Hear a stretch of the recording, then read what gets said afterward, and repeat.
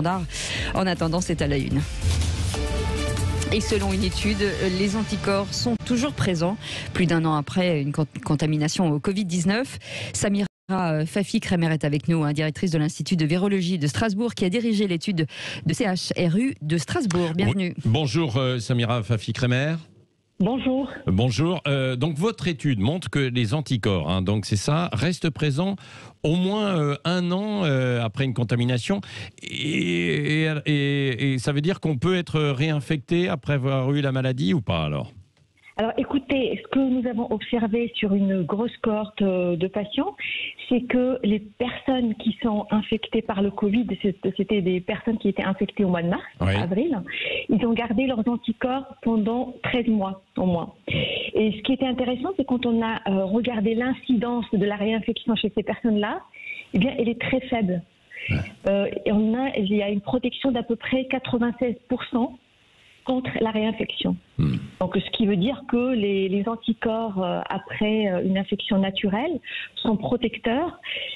En revanche, donc, ce qu'on a vu, c'est qu'ils sont protecteurs probablement contre le virus initial, vous savez, le virus sauvage qui a circulé depuis le mois de mars, le variant anglais aussi, mais il faut une dose de vaccin pour augmenter ce taux d'anticorps pour pouvoir contrer les variants comme le sud-africain ou le brésilien. Oui, c'est ça. C'est-à-dire que comme si vous avez eu il y a 9 mois, par exemple, un virus, comme il y a eu une mutation de ce virus, il peut de nouveau vous attaquer, quoi, vous réinfecter. C'est ce que vous dites, quoi.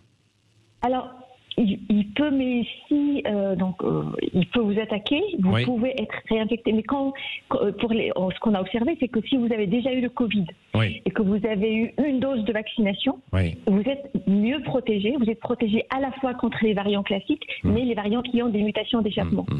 On demande donc bien souvent une période entre le moment où on a eu le Covid et la vaccination. Compte tenu de votre étude qui montre que il y a des traces d'anticorps plus de 12 mois après une contamination, est-ce qu'il ne faudrait pas encore un délai beaucoup plus long, non ? Je dirais pas ça parce que je pense non, au contraire, il faudrait le délai de 3 à 6 mois, il est suffisant.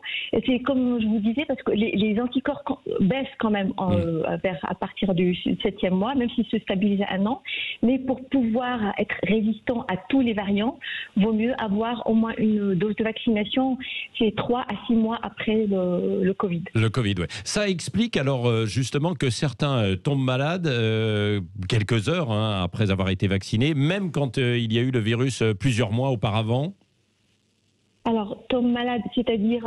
ils ont de la fièvre, ils tremblent un peu, ça dure quelques heures, quoi.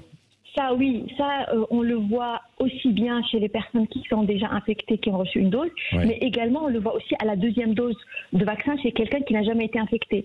Et c'est probablement lié à la réponse immunitaire, notre réponse immunitaire. Vous êtes en train de répondre, de développer des anticorps pour vous protéger.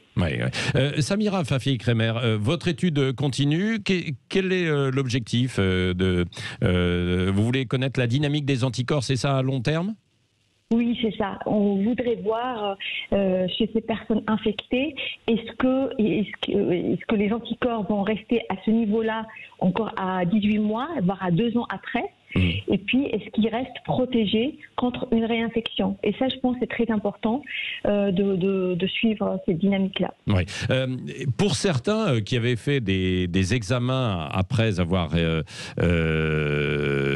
y a quelques mois, mais des études sérologiques pour savoir s'ils avaient eu le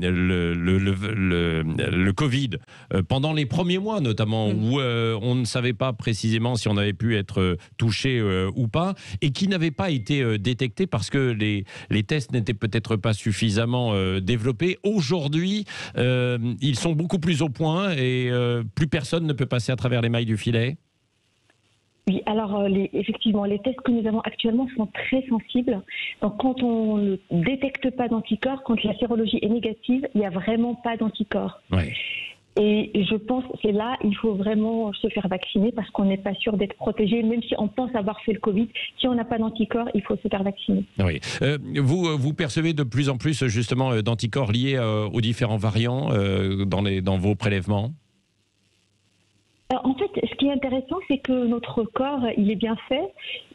Quand vous développez des anticorps contre un variant, eh bien, votre corps continue à maturer ces anticorps pour que vous puissiez à terme vous protéger contre d'autres variants. Après, c'est juste le taux d'anticorps qui baisse, donc c'est ça qui... Voilà. Oui, un mot là, Samira Fafi-Kremer, lié beaucoup plus à l'actualité. On sort un petit peu de votre enquête. Vous avez vu que il y a la réouverture des commerces, des terrasses, des cafés, des restaurants progressivement. On demande toujours aux gens de se protéger, bien sûr. Mais quand on est en plein air, en fait, aujourd'hui, est-ce qu'on a moins de risques d'être contaminé? Vous qui êtes virologue. C'est sûr que si vous êtes en plein air et que vous n'êtes pas dans un endroit où c'est vraiment plein de gens, où vous êtes les uns contre les autres, le risque est beaucoup moins que si vous êtes à l'intérieur. Ça, c'est clair, on le sait depuis très longtemps. Maintenant, je pense que c'est le déconfinement, donc c'est une très bonne chose pour tout le monde. Ça va nous soulager un petit peu. Il faut juste vraiment faire beaucoup plus attention quand on est en contact avec plusieurs personnes. C'est là où on a vraiment le risque. Quand vous êtes en plein air tout seul, c'est sûr que quand il n'y a pas beaucoup de monde, c'est sûr qu'il y a beaucoup moins de risques. Ouais. Merci beaucoup Samira Fafi-Kremer d'avoir été avec nous, directrice de l'Institut de virologie de Strasbourg.